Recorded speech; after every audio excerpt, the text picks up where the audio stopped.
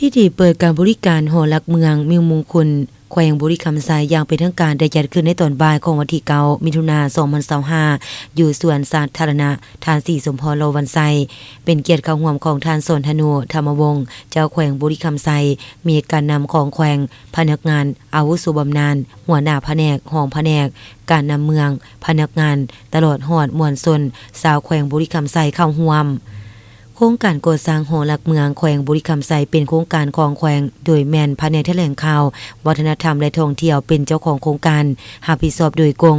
โครงการนี้เกิดขึ้นภายหลังสร้างตั้งแขวงบุรีคำไซมาได้40ปีคณะประจำภาคแขวงได้ค้นคว้าและรับรองให้มีการก่อสร้างหอลักเมืองของแขวงด้วยจุดประสงค์3ประการคือเพื่อเป็นศูนย์รวมจิตใจของประชาชนระดับเฮา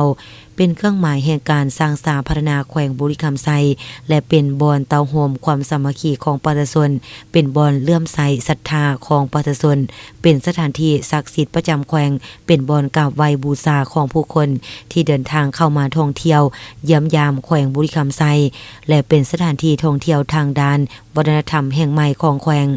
การก่อสร้างหอลักเมืองแห่งนี้ออกแบบโดยกรมมรดกกระทรวงวัฒนธรรมและท่องเที่ยวรูปทรงทางด้านสถาปัตยกรรมของหอเป็นลักษณะเจดีย์ถาดสี่เหลี่ยม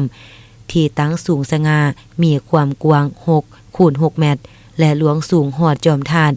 17.9 เมตรมีทางเข้า4ด้านมีบานประตูจำนวน8บานในนั้น7บานได้แก่สลักพระพุทธรูปประจำวันเกิดแต่วันจันทร์ฮอดวันอาทิตย์ไว้ที่หน้าประตูหมายว่าผู้ที่เกิดมื้อใดให้เข้าถึกตามวันเกิดจะเฮ็ดให้มีโชคลาภร่ำรวยสุขภาพแข็งแรงและอีก1บานแม่นรูปแกะสลักพระเจ้าใหญ่มิ่งเมืองหอลักเมืองมิ่งมงคลแขวงบุรีคำไซได้วางศิลาฤกษ์การก่อสร้างในวันที่9เดือนกันยายน2023เมื่อขึ้น9ค่ำเดือน9ลาวพศ2566และได้จัดพิธีสมโภชในวันที่22พฤษภาคม2024ขึ้น15ค่ำเดือน6พศ2567ในตอนท้ายของพิธีท่านเจ้าแขวงก็ได้ให้เกียรติลั่นของ9บาทเพื่อเป็นสัญลักษณ์ในการเปิดให้บริการหอลักเมืองมิ่งมงคลแขวงบุรีคำไซอย่างเป็นทางการมาในตอนค่ำยังได้จัดพิธีทางศาสนาสุดปริตามงคลพระสงฆ์13องค์คารวะรับพรจากครูบาอาจารย์และครบงานตามประเพณีโดยครูขับเมยจากเมืองเวียงทองมาสร้างสีสันให้แก่งานด้วยความเบิกบานม่วนซื่น